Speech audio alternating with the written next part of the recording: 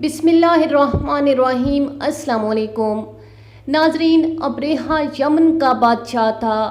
اس نے جب دیکھا کہ ہر سال اطراف و جوانب سے لوگ مکہ معظمہ کی زیارت کو جاتے ہیں تو اس نے تخم حسد اپنے دل میں بویا اور ایک مکان نمونہ کعبہ بنا کر اس کا نام بھی کعبہ رکھا، اور وہ یہ چاہتا تھا کہ خلق اللہ کو بیت اللہ کے حج سے باز رکھے اور اپنے بنائے ہوئے مکان میں جو نمونہ بیت اللہ کے بنایا تھا سب کو لا کر اس کا حج کرائے۔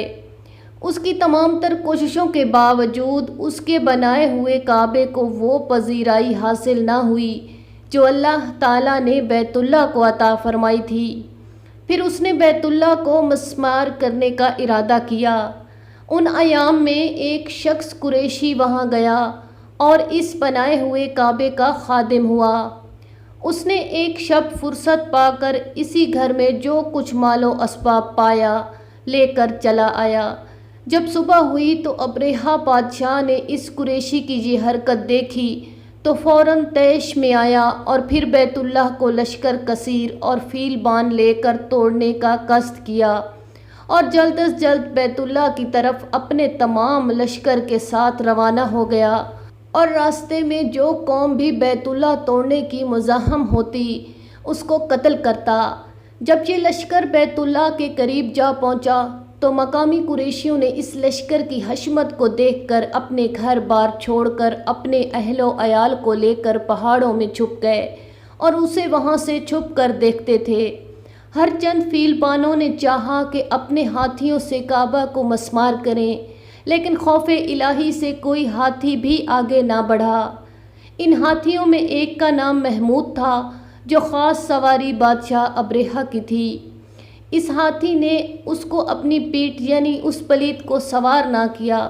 تب اس مرتوت نے دوسرے فیل پر سوار ہو کر کعبہ پر تاخت کی اور اس نے چاہا کہ میں کعبہ کو منہدم کروں۔ اتنے میں ہزاروں کی تعداد میں پرندہ ابابیل بحکم رب جلیل تین تین کنکریاں مثل دانہ مسور کے ایک ان کے منہ میں اور ایک ایک پنجوں میں لے کر آئے، اور سب اصحاب فیل اور فیل پر اور گھوڑوں پر اور شتر مرغ پر مثل گولا بندوق مارنے لگی۔ ایک ایک کنکری ہر سوار کے سر سے گھس کر نیچے سے نکل گئی اور بعض سوار کے پشت سے گزر کر پیٹ سے باہر ہوئی۔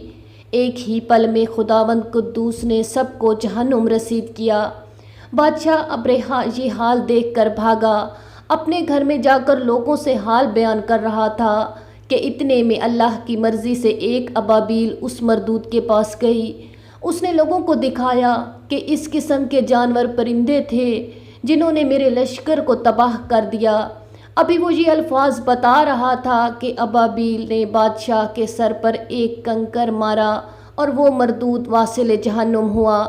ایک روایت میں ہے کہ ہر پتھر پر نام اس شخص کا لکھا ہوا تھا کہ جس پتھر سے اسے مارا گیا، اور اللہ تعالیٰ نے سورہ فیل میں اس کا بیان فرمایا ہے، کیا نہ دیکھا تو نے کیوں کر کیا تیرے رب نے ہاتھی والوں سے، کیا نہ کر دیا ان کے مکر و فریب کو بیچ گمراہی کے، اور بھیجے ان پر پرندے جماعت در جماعت پھینکتے تھے کنکر پتھر منہ سے، پس کیا ان کو مانند بھس کھائے ہوئے کے۔